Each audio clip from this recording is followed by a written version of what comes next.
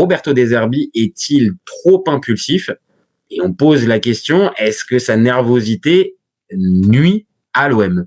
Bah moi je pense que franchement oui.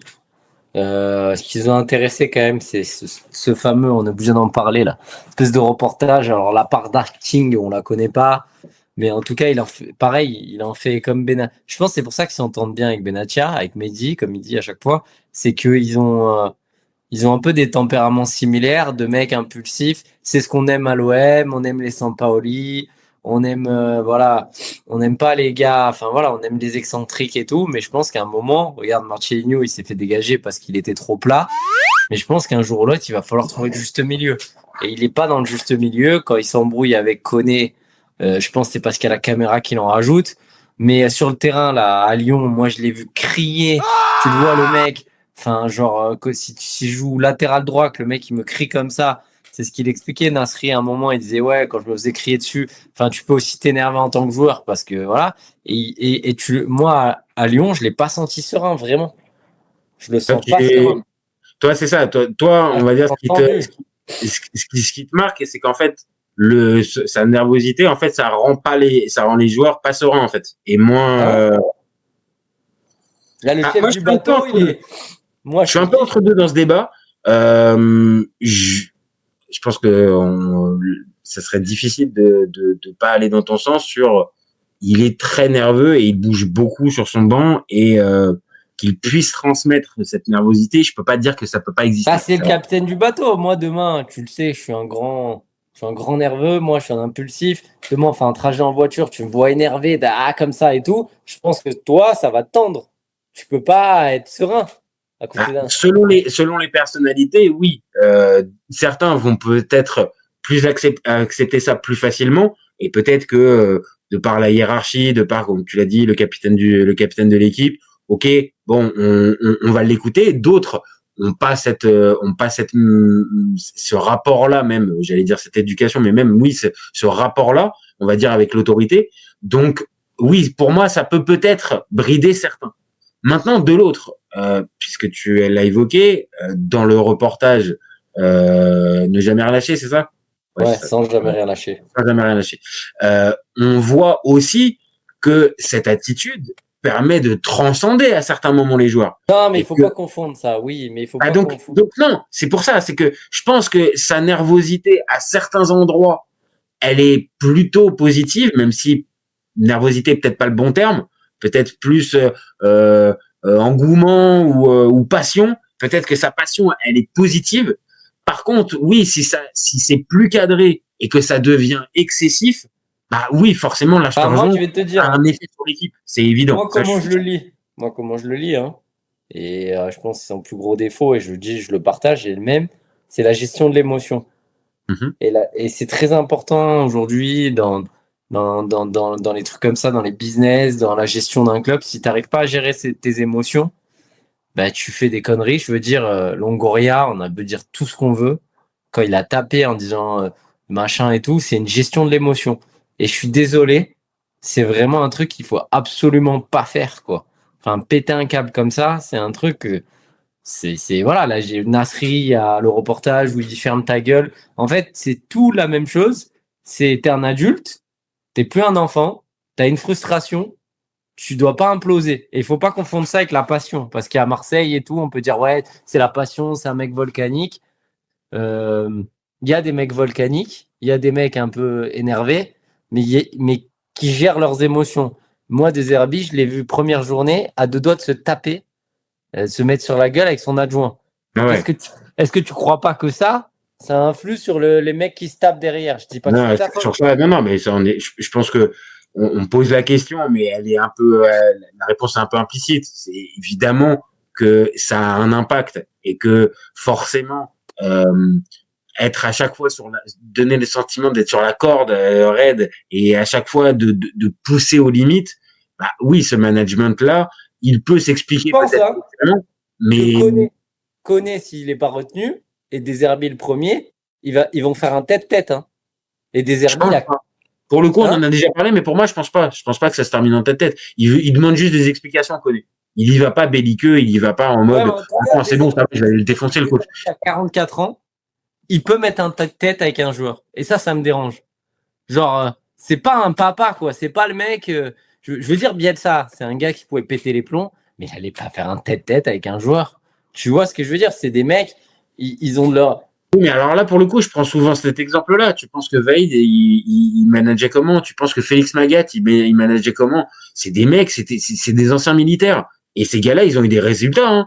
Et, Ah non, mais attends, ça c'est la ah non, rigueur. mais non, mais Non, en mais fait, attends, un chef de l'armée, il te met pas quand il sort pas de ses gonds. Tu confonds être dur et péter les plombs. Des ah, non, Zerbi, mais, il peut péter attends, les plombs. et là, les gars en question, tu penses que Vaïd, tu penses que ça partait pas en tête-tête avec Roten à l'époque PSG? Honnêtement, j'y crois pas. Pour moi, c'est pas nouveau. Alors après, oui, là où tu as raison peut-être, c'est que en 2025, c'est plus un management qui est favorisé et que ce fameux respect de la hiérarchie avec l'entraîneur tout puissant qui peut se permettre tout et n'importe quoi, oui, c'est beaucoup moins autorisé et préconisé. Ah ouais, surtout les Maintenant, joueurs, c'est un peu des ouais, stars. mais bon, après, c'est pas non plus, il n'a pas été non plus, comme on l'a dit Moi, je tout à te dis l'heure. à qui il faudrait à l'OM, vraiment. Hein. Parce que parfois, on confond calme et caractère. C'est deux choses différentes. Il y a des gens qui ont du caractère et qui sont pas calmes, mais il y en a qui ont beaucoup de caractère et qui sont très calmes. Moi, le profil que j'aimerais à l'OM, vraiment, hein, tu vas me suivre, et qui marcherait, c'est un mec comme Arsène Wenger. C'est-à-dire que c'est un mec, c'est un monument du football, et c'était un calme. Tu vois ce que je veux dire? Moi, Je je pense pense que qu'on a. c'est toi qui as plus l'habitude, mais tu penses que ça peut cohabiter sur la durée plus qu'un an ou 2 ans à Marseille? Ben pourquoi? Pourquoi ça pourrait pas? Parce que c'est pas Marcelinho. Marcelinho, c'est une absence de réaction, c'est encéphalogramme plat, ça c'est trop. Genre, le mec est comme ça qui subit. Mais est-ce que tu crois qu'un Wenger ou un mec comme ça, solide, sur les appuis, il va subir à l'OM? Non, il va pas subir, mais il va pas rester. Il va pas rester. Donc, c'est-à-dire, il t'apporterait peut-être ce que tu dis, c'est-à-dire cette sérénité-là, le temps qu'il va venir. Mais par En tout contre, cas, alors, regarde, moi je préférais dans l'approche, même si il était trop dans la rigueur, notamment les entraînements, le foncier et tout, je préfère un Tudor qui, en fait, Tudor, il impose, il n'a pas besoin de crier. Tu captes ce que je veux dire? Non, mais Tudor, quoi? Mais parce que tu dors juste par la simple présence, tu penses que ça suffit? Je pense que Tudor, il a utilisé plus d'une pastille pour la gorge parce que justement, il se défonce la voix, il te hurle dessus. Pareil, là, c'est un adjudant, Tudor. Mais tu le verrais se taper avec son. Oui, franchement, oui. Ouais, quand tu vois la description que tu avais fait à Aurélien Chedjou de lui, honnêtement, avant qu'il arrive à l'OM, enfin voilà, et on le voit bien. Là, il s'est adouci depuis qu'il est à la You. Ah, ça y est, là, il a trouvé le puzzle. Là, ça y est, il s'est emboîté. Là, maintenant, il se tait, il se calme. Bah, moi, j'aimerais des mecs un peu moins fous, quoi.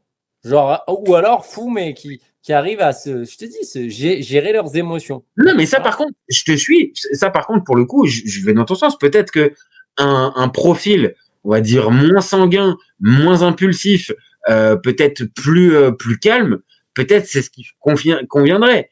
Mais spontanément, j'ai tendance à penser que ce type de profil-là, ça tient pas longtemps. Par exemple, un Franck Hez, qui semble pas être un mec qui manque de personnalité.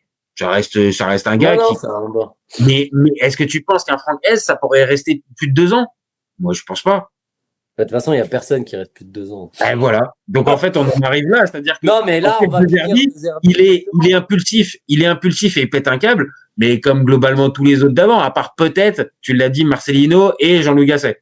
Et là, Jean-Louis, c'est autre chose. Jean-Louis, c'est autre chose. Non, mais je pense que des Herbie, il y a de très fortes chances, hein, c'est enregistré qu'ils finissent pas pardon, ils fassent pas la deuxième saison. Merci. Bah, toi, ah oui, carrément, de même pas terminer la deuxième saison. Non, qu'ils fassent pas la troisième saison, pardon. Ah, qu'ils fassent pas la troisième, Mais la deuxième, quand même, non, tu le vois quand même. La deuxième, il y a des chances qu'ils se barrent en plein milieu, moi, je pense. Si on est éliminé de la Ligue des Champions, pardon, etc.